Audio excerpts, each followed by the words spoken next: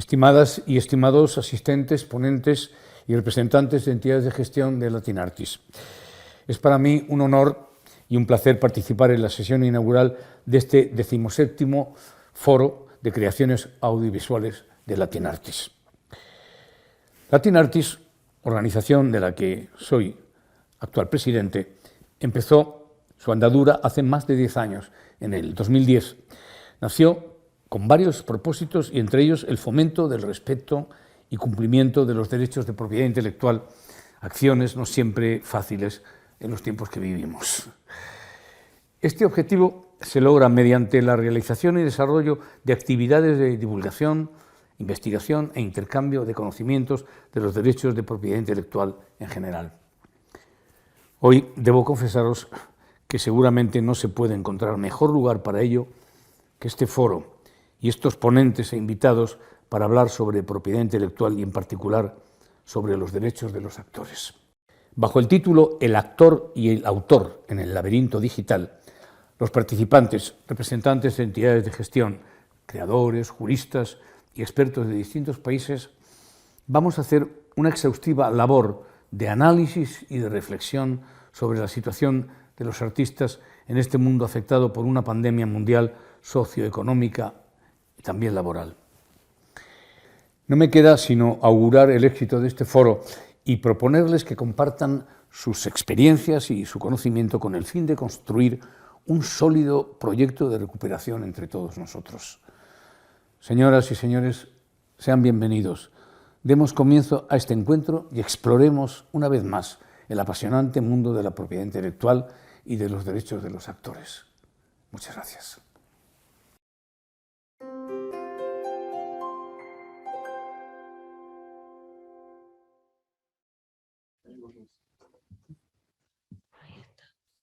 ¿Qué tal? Bienvenidos al Foro Iberoamericano de Creaciones Audiovisuales de Latin Artists. En nombre del comité organizador de este foro, quiero agradecerle su presencia el día de hoy con todos nosotros y empezar directamente con este foro tan bonito, tan interesante que hemos creado para todos ustedes. Y yo creo que no hay mejor forma de iniciarlo que con la mejor moderadora posible. Está con nosotros la presidenta de Chile Actores y de Gestionarte, uno de los principales pilares de Latin Artists, Esperanza Silva. Esperanza, qué placer tenerte como moderadora y empezar este foro, así que todo tuyo y disfrutemos del Foro Latin Artists 2021. Muchísimas gracias, Juancho, por esa presentación. Muchísimas gracias a todas y a todos los que están conectados en este momento a través del canal de YouTube de Latin Artists para formar parte de este importantísimo Foro Internacional sobre Interpretaciones Audiovisuales y sobre creación en el audiovisual.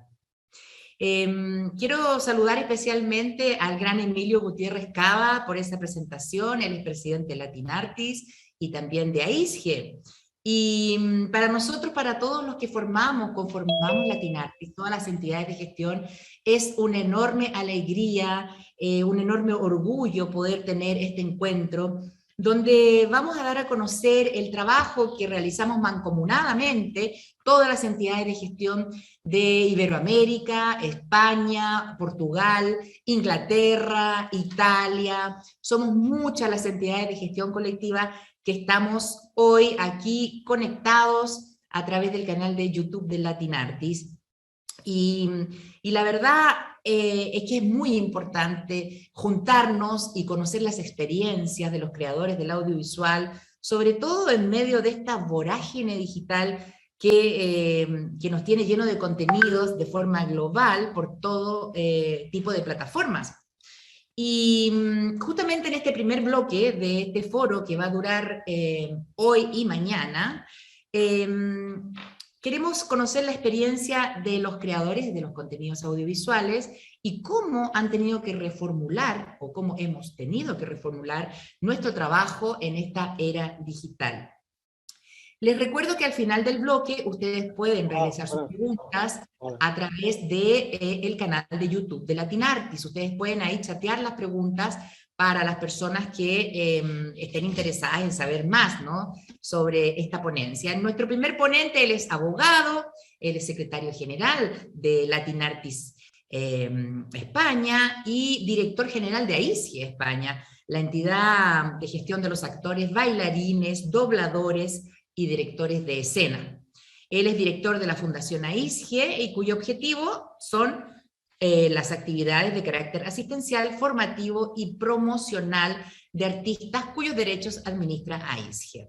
Y en el 2010, tras varios años de visitas y de enormes trabajos de coordinación, junto con todas las otras entidades como de Chile y México, formamos Latin Artists bajo el alero de Abel, por supuesto, y él tuvo la iniciativa de formar Latin Artists, esta asociación internacional de la que hoy es secretario general. Sin más, dejo con ustedes al señor Abel Martín.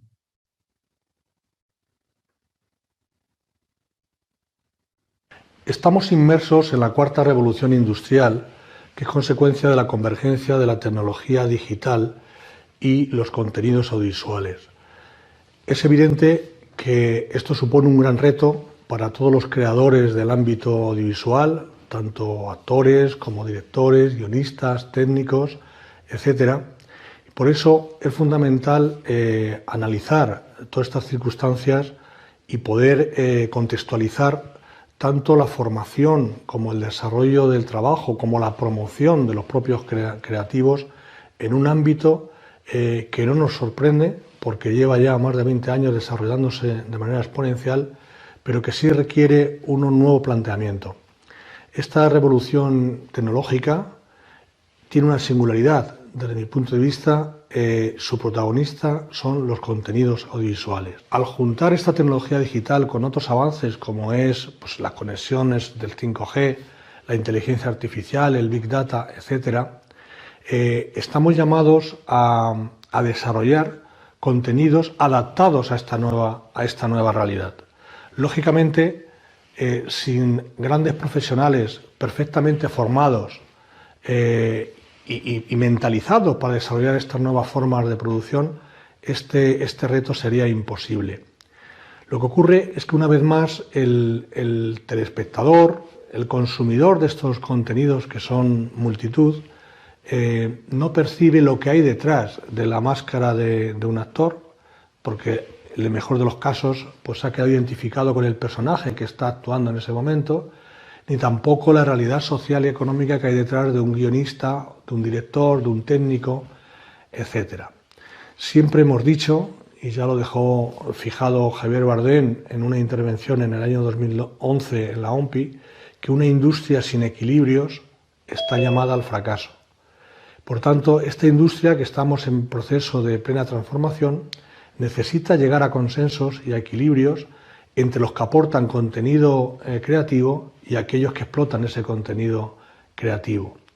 Todos formamos parte de la misma industria, del mismo objetivo, pero tenemos que buscar elementos para buscar equilibrios tanto en la fase de formación y producción de los contenidos como en la compensación, en las remuneraciones y en los derechos que estos contenidos generan. Si de lo que se trata, como en otras épocas, es de que alguien invierte una cantidad de dinero determinada y trata de explotarla sin contar con el resto de creativos que han participado en esa obra, en esa creación, esta industria no podrá alcanzar los niveles de desarrollo que están previstos en todos los órdenes. Lo que trato de manifestar es que el cambio de paradigma nos va a llevar hacia espacios de ocio cada vez mucho más amplios. Y esos espacios de ocio habrá que rellenarlos, si me permite la expresión, de alguna manera. ¿Y qué mejor manera que a través de contenidos audiovisuales donde nos van a transmitir las emociones, las situaciones, las historias que nosotros podemos vivir sin tener que protagonizar, pero que van a formar parte ya de nuestras vidas, de nuestro, digamos, ideario sentimental colectivo? Nuestra obligación como trabajadores de la cultura es buscar elementos de equilibrio para que los creativos se puedan formar y adaptar a estas nuevas circunstancias, de un lado, puedan promocionarse también en este contexto para dar a conocer sus talentos y sus capacidades, y finalmente que ese producto en el que todos hemos trabajado en colaboración, todo el mundo pueda tener una compensación, un retorno económico fundamental. En los últimos 40 años, las grandes empresas se valoran por sus intangibles, es decir, por aquello que está protegido por los derechos de autor, por la propiedad industrial, el know-how, es decir, los secretos industriales de cada empresa, eso es lo que vale. El valor de las grandes multinacionales tecnológicas o el valor de cualquier industria hoy día, sea fabricar vehículos o sea cualquier otra cosa, el valor real está en sus intangibles. Por tanto, esta es una nueva etapa, es una nueva era. Los actores, directores, guionistas y los técnicos se están formando para ello y ahora solo falta pues tener trabajo, democratizar el trabajo, que ese trabajo sea reconocido por el gran público, que es al que nos dirigimos nosotros, conscientes de que cumplimos una gran labor social y de mucha labor social, económica, etcétera, etcétera, y por tanto eso tiene que ser compensado y a eso vamos a dedicarnos en este foro, a ver pues todas las dificultades que tenemos que superar, pero también ver cómo se puede compensar ese esfuerzo.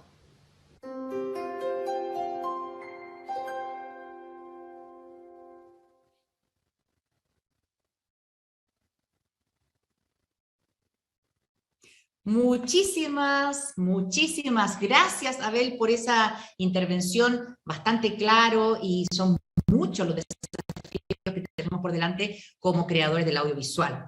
Les recuerdo que pueden hacer las preguntas al canal de YouTube de Latin Artist, para que después, cuando terminemos este primer bloque, podamos conversar entonces con los exponentes. Y el próximo exponente, tengo el honor de presentar a un tremendo director. Él es director, es guionista, productor también de cine y televisión, y ha estado a cargo de exitosísimas series de televisión, como Los Archivos del Cardenal, como El Reemplazante, y la producción internacional que hace poquito hemos tenido la oportunidad de ver, estrenada Amazon Prime, y en España también en Radio y Televisión Española, Inés del Alma Mía. Dejo con ustedes al gran director chileno, Nicolás Acuña. Nicolás, adelante, por favor, y bienvenido. Hola, Esperanza, hola a todos, todes. Muchas gracias por esta invitación. Un segundito que tengo que iniciar mi video más adelante. ¿Me escuchan bien? Sí, muy bien. Ahí sí, gracias. Bueno, sí, muchas gracias por esa presentación. Bueno, el desafío que tenemos hoy día los creadores audiovisuales es enorme, es muy grande. Es verdad que no solo el cambio de formatos que nos enfrenta las aplicaciones, ¿no? Las plataformas, sino también la pandemia que tuvimos, ¿no? También fue un desafío enorme. Si bien en la mayoría de los países latinoamericanos se siguió produciendo con estándares muy distintos a los que conocíamos anteriormente, antes de la pandemia, pero creo que el sector lo supo enfrentar con pocas dificultades, pero la verdad es que se siguió produciendo, ¿no? Sobre todo este 2021. Pero yo creo que más allá de los desafíos que nos planteó la pandemia, sin lugar a dudas, hoy día cuando pensamos en contenidos audiovisuales, tenemos que pensar en contenidos regionales, ¿no? Es muy difícil que desarrollemos contenidos si no estamos pensando en una región que contenga a lo menos unos 2 o 3 países sudamericanos o iberoamericanos, ¿no? En ese caso, como decía Esperanza, creo que Inés del Alma Mía fue un buen ejemplo, una novela con una IP gigante como el de Inés del Alma Mía de Isabel Allende, y que logramos aunar fuerzas de distintos países, bueno, principalmente el productor principal de esa serie es Televisión Española, Boomerang, Amazon, Chilevisión, mi productora Promocine. Bueno, logramos articular el en torno... Consejo de Televisión. Perdón, obviamente, lo dejaba para el final, Esperanza. El inicio de ese proyecto fue el Consejo Nacional de Televisión, como bien dice Esperanza. Fue el primer fondo público que obtuvo este proyecto para después poder seguir avanzando. Y hoy día, como en el momento en que nosotros tenemos que decidir qué historias crear, y todas los productores, las grandes plataformas, los canales, nos plantean, ¿no? ¿Cuál es el público objetivo que pretendemos abordar con nuestro proyecto? Y de eso va a depender los presupuestos, la magnitud que pueda tener ese proyecto. Es una decisión compleja, porque tenemos que hacer coproducciones que sean naturales, ¿no? No se trata de poner un actor de un país, del otro, y que eso vaya a significar, por ende, que vamos a tener alguna opción a generar un contenido que sea regional. Creo que en el momento en que estamos inventando nuestra historia, desarrollando nuestras historias, tenemos que buscar que las coproducciones sean orgánicas, ¿no? Que es algo que antes era más propio del cine, ¿no? Que siempre a través de Ibermedia y otros mecanismos apuntaban a proyectos regionales. Hoy día, los que nos dedicamos a hacer series de ficción y que estamos trabajando con las plataformas, tenemos que tener muy claro a la hora de salir a ofrecer nuestros contenidos cuáles son los elementos que pueden llegar a ser atractivos y hacer viajar nuestras historias, ¿no? Hay un concepto que, bueno, que ya lleva unos cuantos años, que es local, ¿no? Que no necesariamente los proyectos tienen que perder identidad, ¿no? Puede ser una historia chilena con un arraigo cultural profundo, pero en ese contenido, más allá de lo superficial, ¿no? Que podría ser como que tuviera elementos evidentes, como un viaje por distintos países, lo que nos parece hoy día más relevante es buscar historias conmovedoras que sean capaces de emocionar en distintos territorios, en distintos países, en distintas plataformas, ¿no? La universalidad que todos hablamos de ella como si fuera algo fácil de obtener, pero la verdad que no, que es muy difícil, ¿no? Lograr que una historia que tenga un carácter local, no una historia pequeña, a lo mejor de un pueblo, en una región que no la conoce nadie, pero hay un drama allá adentro en una familia, que puede ser un drama con el cual nos podemos sentir identificados todos. En ese elemento de viaje de las ideas, no solo depende de lo evidente que tenga que ver con las locaciones, con el elenco internacional, sino la profundidad que puedan abarcar las ideas que queremos desarrollar. Hoy día es verdad que hay muchos espacios que se están peleando en la región el protagonismo, ¿no? Por liderar la generación de contenido. Yo me atrevería a hablar de una suerte de burbuja que nos encontramos hoy día, donde tenemos muchas plataformas muy grandes, muy regionales y globales también, intentando liderar la producción de contenidos. Eso ha generado un desarrollo importante en nuestras regiones, pero no sabemos también cuánto tiempo va a durar lo que estamos viviendo hoy, ¿no? Donde también producto de la pandemia se vaciaron un poco las bibliotecas de muchas plataformas y hoy día salen a buscar contenidos y intentar producir lo antes posible para poder llenar esa biblioteca de contenidos que fueron consumidas durante la pandemia. Creo que una vez que es importante también entender que no todos los contenidos funcionan en todas las plataformas, ¿no? Creo que es súper interesante poder tener diálogos previos con los ejecutivos, saber bien qué están buscando, cuáles son los presupuestos que tienen, en el fondo para poder desarrollar contenido, no salir a vender y que cualquier idea funcione en cualquier plataforma, ¿no? Yo creo que eso también es algo que ya los que estamos hace tiempo dedicados a la creación de contenidos audiovisuales sabemos que lo que buscan mucho los grandes productores es ideas que ojalá no hayan sido ofrecidas, ventiladas, sino están buscando, son muy celosos en su contenido, ¿no? Entonces a la hora de generar nuestras ideas tenemos que tener claridad a quién se las vamos a ofrecer y en qué momento. Creo que eso es fundamental. Cuando tenemos una idea, que por muy buena que sea, y la hemos ofrecido a muchos players y a players importantes, esas ideas se van desgastando, pierden fuerza y sobre todo pierden atractivo para los productores que siempre andan en busca de una idea que por ahí no haya sido ventilada o exhibida en mercados y ser los primeros en recibirla. Esa es un poco mi experiencia. Creo que estamos viviendo un momento interesante. Creo que muchos protocolos que llegaron con la pandemia van a continuar.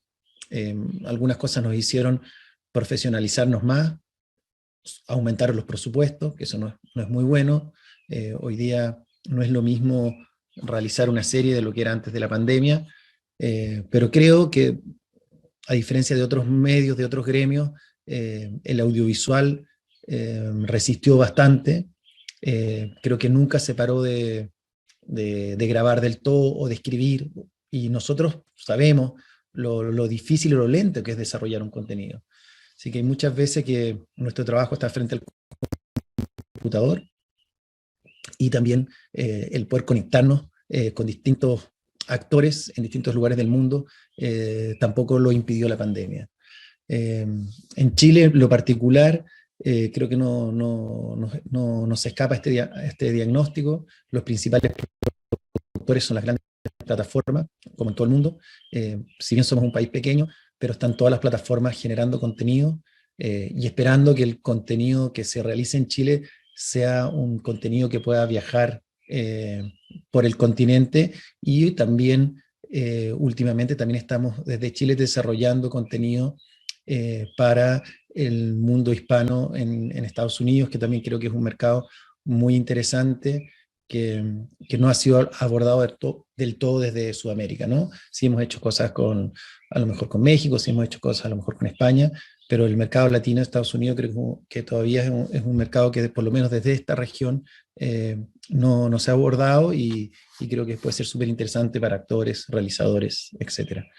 Bueno, eso es un poco mi exposición. Quería dar como una temperatura de cómo lo estamos viviendo los productores y realizadores desde este lado del mundo. Creo que fue bueno que volvieran los mercados presenciales. Yo vengo llegando hace poco del MIPCOM en Cancún, y fue un mercado interesante. Volver a verse las caras, creo que era algo muy necesario para todos los que estamos metidos en esta industria. Eso, Esperanza. No sé si las preguntas vienen al final, creo que sí, ¿no? ¿Qué dice ahí? Al final vienen las preguntas, sí. ¿Qué pasa ahí? Mira. ¿Esto? Sí. Bueno, ahí estamos. Muchas gracias, Nicolás.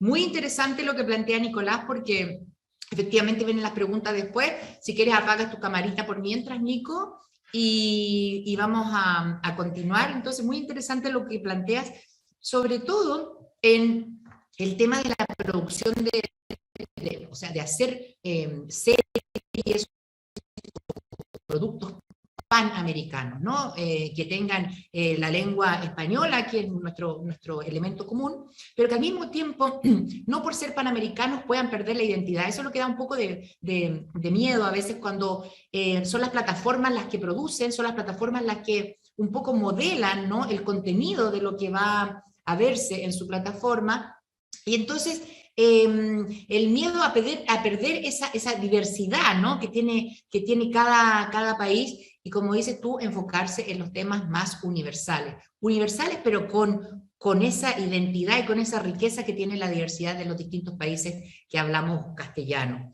Bueno, las preguntas las preparan entonces para Abel Martino, para Nicola Acuña, y ahora voy a presentar a nuestra próxima panelista. Ella es actriz, es guionista de cine y teatro, es de Ecuador, es muy conocida por formar parte del elenco de Enchufe TV y películas como Dedicada a mi ex, largometraje que es co-guionista y forma parte del elenco. Dejo con ustedes entonces a Natalie Valencia. Natalie, ¿cómo estás? Encantada y bienvenida. Hola, ¿cómo están a todos? Muchas gracias. Soy Natalie Valencia, como dijo ella, actriz y guionista. Gracias, Esperanza. Y les voy a hablar un poco acerca de mi experiencia, o sea, del tiempo que he estado en YouTube, en Internet y ahora intentando entrar a otras plataformas, que ha sido un tránsito más o menos de 9, 10 años.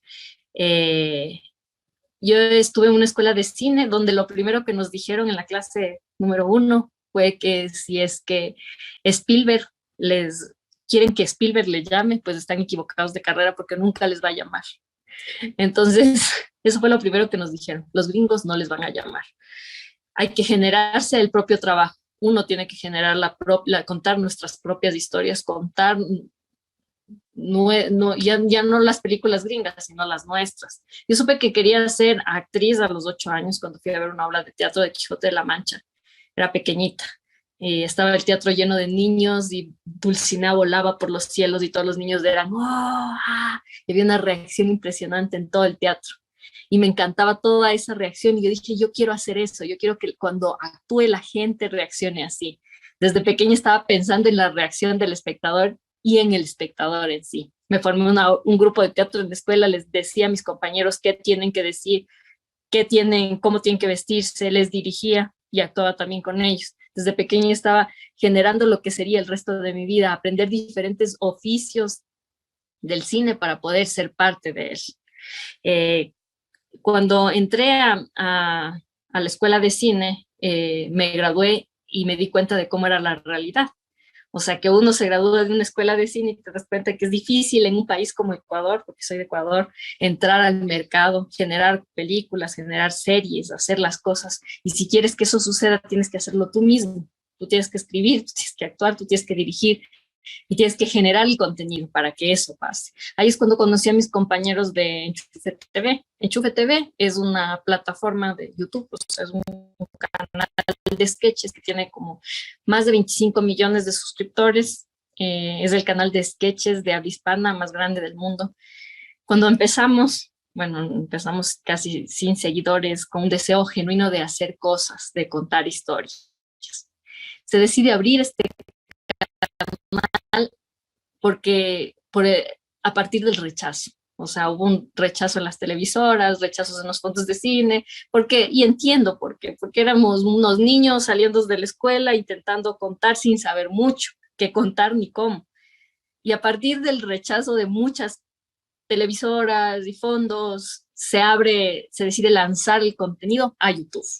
Y creo que fue una de las mejores decisiones que pudieron haber tomado los que en ese entonces abrieron el canal, porque YouTube era una plataforma súper libre, una plataforma donde puedes experimentar y subir el contenido que quisieras, probando sin censura. Lo que pasa generalmente en las OTTs o en los canales de tele es que te limitan, te dicen no puedes decir esto, tiene que ir por aquí, los lineamientos de esta OTT es por acá, no, o el canal no puede decir esto. Nosotros teníamos tanta libertad que fue una escuela de entrenamiento de todo, prueba y error. Cada semana montábamos un sketch a YouTube, qué parte ofendió, qué parte no ofendió, qué parte gustó, qué parte hizo reír, y era como un gimnasio audiovisual. Cada semana, durante 10 años, porque el canal ya tiene 10 años, fue creciendo de una manera impresionante, y yo fui parte de ese crecimiento y entré como productora. En el fondo siempre quería actuar, empecé a actuar y me di cuenta que casi todos los personajes femeninos eran personajes como la chica que va a ser conquistada, la chica que está ahí y el protagonista hace todas las cosas. Entonces eso fue como un detonante para que yo diga quiero empezar a escribir, y me metí al equipo de guión. Todos los del equipo de guión eran varones, y era la única chica en la que estaba ahí queriendo generar ideas donde las mujeres seamos las protagonistas, donde contemos nuestras historias, donde veamos problemas de mujeres en comedia. Entonces, ese año salieron varios sketches donde eran protagonistas femeninas, y creó otro público y también otro clic, porque generalmente el humor de Enchufe es un humor que habla del yo. Yo me burlo de mis propias vivencias, cuento lo que me pasó, la vez que me declaré un chico y me dijo que no, la vez que me manché en el colegio y me vieron todas mis compañeras y fui objeto de burla. Cuento mis propias vivencias, no me olvido del otro. Enchufe nace en Ecuador. Ecuador es un país pequeño, donde no había salido el audiovisual, o sea, a otros países, no sabían que existía. Y YouTube fue una plataforma tan generosa que nos permitió entrar a otros países. O sea, empezaron a ver cómo hablamos los quiteños, cómo hablamos los ecuatorianos, cómo nos comportamos, y de alguna manera nos dimos cuenta que somos muy parecidos.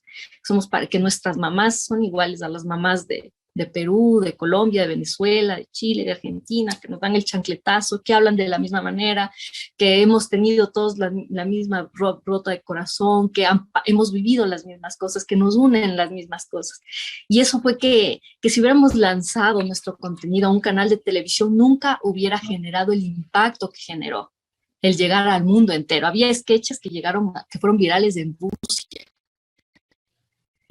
Rusia, o sea, uno de nuestros primeros virales fue allá, que era un sketch que se llamaba Me Gusta. Entonces, saber que puede llegar a todo el mundo a través de una plataforma en internet es impresionante. Y creo que parte del éxito que tuvimos, o sea, cómo llegar a otros lados, fue la honestidad y hablar de nosotros, contar cómo somos, burlarnos de nuestras propias vivencias. Y eso prácticamente fue, creo que, el boom hacia otros lados. Ahora, el querer cambiar de plataforma, después de haber hecho tantos años YouTube y querer entrar ya a las OTTs grandes, era otro paso, era un paso gigante. Y ahí es cuando, un paso gigante y un paso difícil también, porque hablar de contenido audiovisual en Ecuador es tenaz, porque en la pandemia se cerraron o sea, ya no se genera ningún contenido propio. Los canales de televisión ya no están generando cosas. Después de la pandemia se cerraron, casi no se hacen películas. Es un país donde es difícil crear contenido, pero también, por otro lado, es verle por un lado como es una tierra fértil. O sea, es una tierra donde se puede hacer todo, se puede crear historias desde cero, se puede contar todo, porque como no está hecho todo, hay que generarlo desde cero. Entonces, en ese momento fue cuando decidimos crear y mostrar todo. Y ahí es cuando, después de encontrarme con todos estos, de trabajar 8 años, porque fue como hace 2 años que fue esto, de generar tanto contenido cada semana, peleando cada semana y trabajando durísimo, 24 horas, 7 días a la semana, se logró lo impensable, lo que mi profesor dijo que nunca iba a pasar. Nos llamaron los gringos. Nos llamó Sony, hicimos nuestra primera película, que fue dedicada a mi ex, que está aquí, que fue la película más vista en la historia de nuestro país, y es la primera película que está en Netflix del Ecuador, para toda Latinoamérica. Entonces, ahora estoy escribiendo una serie como showrunner. Es un camino difícil, pasar del YouTube a las OTTs y a las plataformas grandes y a las salas de cine, pero también es un camino nuevo y es un camino de aprendizaje, donde estamos aprendiendo, queremos contar nuestras historias, que en inglés ya se ha hecho todo, que este es el momento de contar las historias en español, las historias nuestras, y saber que en español hay un mercado verde que todavía se tiene que conquistar, y queremos que ese mercado latino y esas historias latinas sean contadas por nosotros. Eso es en breves rasgos lo que quería compartirles. Gracias. Esperanza. Muchísimas gracias, Natalie, por tu intervención, por darnos a conocer cuál ha sido tu experiencia, de los pasos de YouTube a las otras plataformas.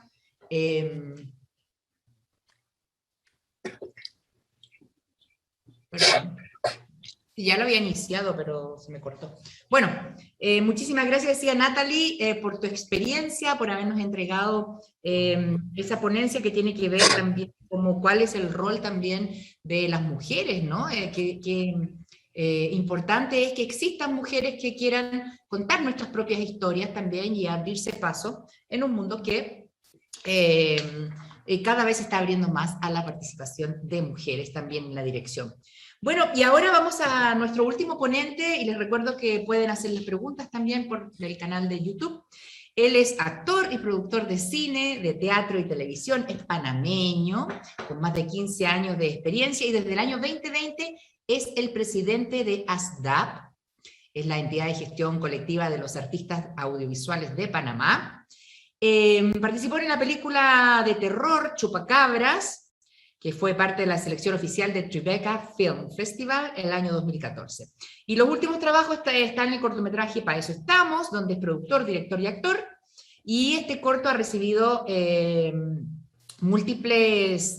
cortometraje ha recibido múltiples reconocimientos a nivel internacional. También está en escena sobre las tablas con cuerdas, en este momento en los teatros de Panamá. Dejo con ustedes a el señor Juancho Villaverde. Juancho, adelante, por favor. Muchas gracias, Esperanza. Qué gusto compartir con Nicolás, con Natalie, con Abel y por supuesto contigo en este foro de Latin Artists, hablando un poco de lo que significa para nosotros esta época, ¿no? La época de generar contenidos, de crear contenidos, sobre todo desde el punto de vista de actores, de directores, de guionistas y productores. Y me encantó lo que fueron diciendo antes Nicolás y lo que fue diciendo Natalie sobre cómo tenemos que, o cómo hemos tenido que irnos adaptando y cómo hemos tenido que ir contando nuestras historias en diferentes plataformas para que estas puedan llegar a donde queremos que lleguen, ¿no? Que es a la mayor cantidad de público posible. Pero yo pienso que una de las principales cosas que hemos tenido que ir haciendo con el tiempo es irnos atreviendo. Yo creo que desde mi perspectiva, yo empecé como actor directamente hace 15 años, pero siempre tuve como esas curiosidades. Yo, y muy parecido a lo de Natalie, ¿no? Hacíamos sketches con amigos y yo decía, bueno, a mí nada más siempre me ponían a actuar, pero yo decía, pero es que ¿cómo lo hace? Y esa curiosidad me hizo irme atreviendo a preguntar. Y ahí me atreví y fui aprendiendo sobre cómo poner un encuadre. Y luego me sentaba con el que editaba y me atreví a aprender a editar también. Entonces, ahí vas llegando a otro punto. A mí la vida también me hizo pues, buscar soluciones laborales dentro del mundo del teatro y me tocó ser diseñador de luces y diseñador de sonido. Al trabajar sonido, comencé a investigar cómo utilizar ese aprendizaje del sonido para mis propios proyectos, cómo saber microfonear, cómo saber poner o hacer un diseño sonoro, cómo saber editar sonidos, mover de un lado al otro los audios. Y yo pienso que por ahí va lo mío, ¿no? Por atrevernos a generar nuestro contenido.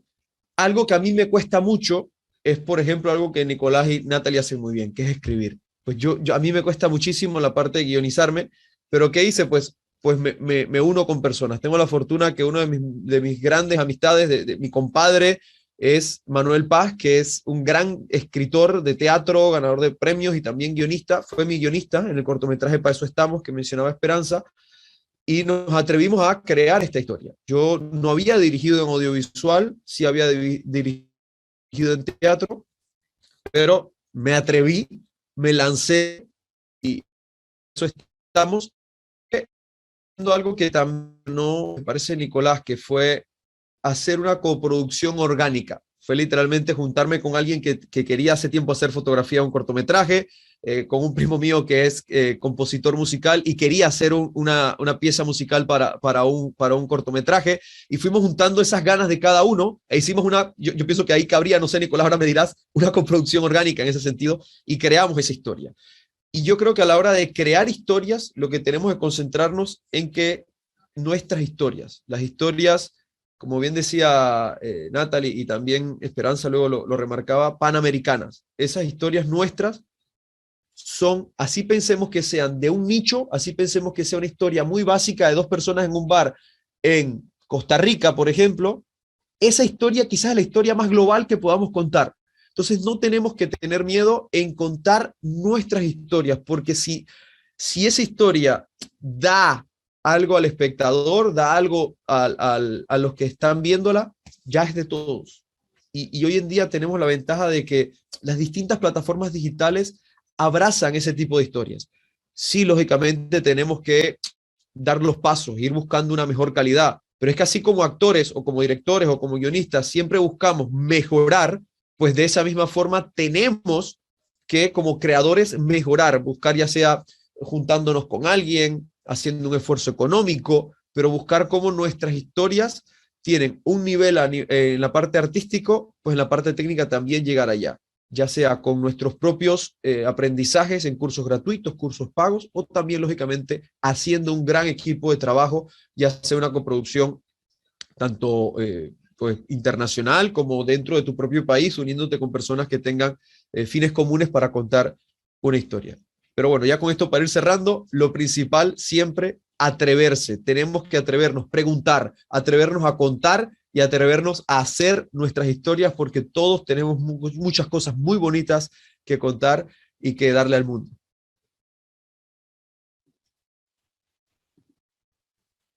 Muchísimas gracias, Juancho, por tu intervención. Efectivamente, aquí el próximo domingo en Chile tenemos elecciones presidenciales y uno de los candidatos, que no es el mío, habla todo el tiempo de atrévete, atrévete, atreverse. Así que, Juancho, esa palabra no. No tengo nada que ver con ese señor, lo digo desde ya. Qué bueno, me alegro. Bueno, están llegando preguntitas. Nos sumamos, ¿no? Que se sume Nico y que se sume Natalie y Abel, creo que está por ahí Abra también. la pantalla más chico, Nico y... Ay, perdón, me estoy llamando a mí misma. Bueno, a ver, para Natalie. ¿Quieren saber cómo se llama la película? Ah, la película que tú hiciste se llama Dedicada a mi ex. Sí. Así se llama la película, ¿verdad? Lo que pasa es que como tú dijiste que Dedicada a mi ex, pensaban que era un trabajo dedicado a tu ex, pero no sabían que ese era el título de la película, que se llama Dedicada a mi ex. Entonces por eso estaban preguntando cómo se llamaba esa película que tú hiciste dedicada a tu ex. No, la película se llama Dedicada a mi ex. Bueno, Natalie. Sí, no dediqué a ningún ex. Ya, pero el título. La pregunta para ti dice, Sí. ¿perdiste libertad de creación los contenidos cuando pasaste a Netflix? Natalie. Bueno, la película pasó a Netflix tal cual fue hecha, ¿no? No tuvo ningún tipo de cambio. Entonces, ya si es que vas a crear un contenido original desde cero con ellos, ya tienes que, o sea, ver cómo manejas eso también, porque depende de la situación con la OTT que te manejes. Pero no hemos perdido ningún tipo de libertad porque solo fue comprado. Claro, no has producido bajo el alero de Netflix, digamos. No, fue hecha por Sony. Ajá. Fernanda Rodríguez desde México nos pregunta, ¿no es más fácil, a Nicolás, ¿no? No, para Juancho. ¿No es más fácil producir con técnicos extranjeros para alcanzar la calidad necesaria para vender el producto a grandes plataformas? Yo pienso que sí, pero es también mucho más caro y a veces no todos estamos en esas condiciones. Y ojalá pudiera yo mi próxima película hacerla con técnicos de México o, por ejemplo, de Colombia o de Chile, que tienen muchísima más experiencia. Pero yo te iba a decir que no es el caso nuestro, que tenemos muy buena técnica aquí claro, también. no, y en Panamá también hay un gran nivel técnico, pero a veces no hay los recursos económicos. Entonces, si estamos, al final tu primera película es la que te permite hacer la siguiente.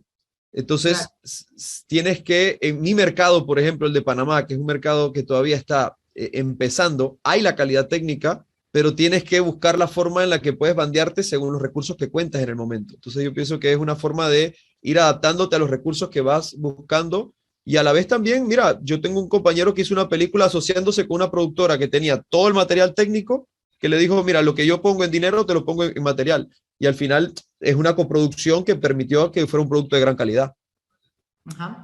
Hay una pregunta desde Panamá para Nicolás Acuña. Dice, ¿hay alguna plataforma digital que apoye y proteja más los derechos de interpretación que otras? Yo creo que la respuesta es de Abel, ¿o no? Sí, yo creo que sí. Yo lo único que puedo decir... Creo que los creadores poco saben de quién respeta o no respeta los derechos, ¿sí? Sí, bueno, a nosotros nos toca trabajar. Yo he trabajado ya para un par de plataformas y en general los ejecutivos que están ahí, que son o los showrunners o los mismos delegados creativos que tienen las plataformas, son un aporte. Eso ha sido mi caso, ¿no? Son gente que viene en la industria trabajando mucho y que están mirando no solo lineamiento de la industria, sino también hacen un aporte creativo importante, ¿no? Y por lo menos mi experiencia es que en general todos lo que queremos es que las historias funcionen y sabemos lo difícil que es, sobre todo en las series donde son muchos capítulos, son proyectos que duran muchos años. Mi sensación que en general el aporte de los creativos que están trabajando al interior de las corporaciones en general es bueno. Ya. No, pero la pregunta era sobre los derechos de propiedad intelectual de los creadores, de los guionistas, de los directores, de los actores. Si hay alguna plataforma que respete más que otros, esa es la pregunta. Bueno, es verdad que esa es más para Abel. A ver. Sí, porque también es bueno decirlo, ¿no? Que muchas veces los guionistas, directores, los propios actores, como que no tienen muy claro lo de los... Pero la primera plataforma que ha cumplido con sus derechos en aquellos países donde existe el derecho es Netflix, esto hay que decirlo. Y nosotros hace ya años que tenemos un acuerdo con ellos y en otros países se está llegando a acuerdos también con Netflix, con lo cual, bueno, es una plataforma que cumple.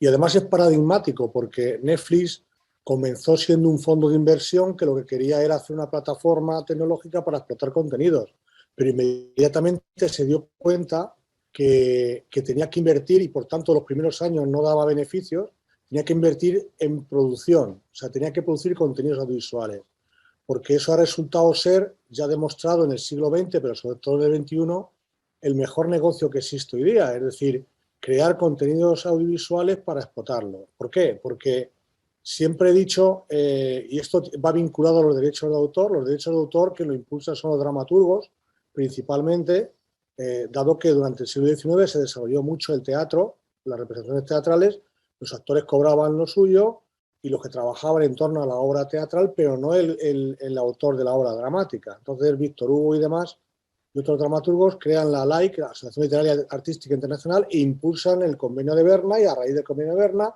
se desarrolla el resto de legislaciones nacionales en la segunda mitad del siglo XIX. Hasta ese momento el concepto autor no era el creador de la obra, era el actor protagónico o principal de las compañías de teatro que se encargaban de pedir autorización para representar la obra teatral. Pero resulta que luego el derecho de autor durante el siglo XX, a donde más beneficia, donde más acapara, es el ámbito de la música. Pero a partir de la segunda mitad del siglo XX es el audiovisual el medio de transmisión de emociones, que es en lo que consiste el arte desde mi punto de vista. Es decir, se convierte la industria audiovisual en la auténtica industria emocional, ¿vale? Y ese es el modelo de negocio que ha perdurado desde los años 60 hasta nuestros días. Es decir, para un canal de televisión analógico tradicional, la ficción televisiva, las series, las telenovelas y las películas, es un contenido no solo rentable, sino que en eso se basa su modelo de negocio. Un país como España, por ejemplo, les pongo encima de la mesa un dato, cuyo deporte nacional es el fútbol. El fútbol vive de los derechos de imagen, pero el fútbol es un negocio ruinoso para un canal de televisión y más para una plataforma digital. Por eso yo tengo la confianza que los contenidos de ficción que han sostenido el modelo de negocio de las televisiones en abierto y las televisiones de cable hasta nuestros días son también la base de negocio de las plataformas como Netflix, HBO y todas las demás plataformas que conocemos, y por tanto tenemos futuro. Lo que hace falta, como decía yo en el vídeo anterior, es que haya un equilibrio en la industria, porque somos la industria de la emoción, y la emoción va a ser necesaria cada vez más en una sociedad que avanza hacia mayores espacios de ocio. Entonces, la emoción, nosotros lo que planteamos es que el papel del actor, del creador de contenidos audiovisuales, hacer un pacto social que es un quid pro quo, que decían los romanos. Es decir, yo doy algo a cambio de algo. Yo doy mi trabajo, mi formación, mi excelencia. Yo construyo las emociones. Yo te las transmito. Yo te hago vivir esas emociones. Pero necesitamos que eso tenga un retorno, una compensación para seguir creando fundamentalmente. No para que me retire a una isla a disfrutar de mi éxito, sino para seguir creando, para seguir devolviéndote ese beneficio. Y ese relevo es lo que convierte al derecho de autor, a la propiedad intelectual, en la más solidaria de todas las propiedades, porque nosotros captamos de la sociedad, les alimentamos el espíritu y le volvemos a realimentar el espíritu con lo que nos compensa la sociedad. O sea, es que no hay nada más bonito y más poético, socialmente hablando, que la labor que hacen nuestros creadores y el retorno que implica el derecho de autor, la propiedad intelectual. Entonces, eso es lo que yo quiero decir. Es decir, Netflix y estas plataformas se han dado cuenta que la mejor fusión que han hecho, como pasó en Estados Unidos en el año 2017, que se fusionaron las plataformas tecnológicas con las plataformas de generación de contenido es generar contenidos audiovisuales porque nuestra mente piensa en imágenes. Recordad la tabarra que os doy con esta idea. Piensa en imágenes y construimos emociones audiovisuales, que es lo que nos alimenta cada día. Y entonces estamos ante, para mí, lo más importante que tiene hoy día el ser humano, que es la cultura, y dentro de la cultura el audiovisual, como medio más potente para transmitir, sin descartar el resto de manifestaciones culturales, lógicamente. Yo soy un fanático de la música, de la literatura y de la poesía y de la pintura, pero todo eso a través de la imagen, a través del audiovisual, es lo que está conquistando pues todo, o sea, y también los mercados, y por tanto queremos ser copartícipes de esa cuestión. Nosotros ya nos estamos preparando. Ahora necesitamos que eso sea compensado e incentivado para seguir por este camino. Es a lo que yo llamo, se llama revolución, cuarta revolución industrial, a la conjunción de la tecnología digital con los demás elementos evolutivos tecnológicos. Pero yo creo que dentro de la cuarta revolución industrial es la era del audiovisual la protagonista. Y la fusión entre tecnología y audiovisual es lo que ha dado este resultado, lo que tenemos hoy y lo que tendremos para el futuro, ¿no? Perdonad, acabo de dar otra charla, pero sin darme cuenta. Pero está muy bien porque nos da una mirada también que es muy necesaria, Abel. Así es que, nada, agradecidos de ustedes y agradecidos también de todos los que nos están siguiendo por el canal de YouTube de Latin Artist. Ya vamos a despedir este primer bloque y queremos pedirles a todos que nos acompañen después de esta pequeña pausa. Vamos a seguir hablando del rol de los actores en este laberinto digital. Muchas gracias, Natalie, Juancho, Nico y Abel, por esta participación en el primer bloque. Seguimos adelante después de esta pequeña pausa. Muchas gracias. Chao, chao.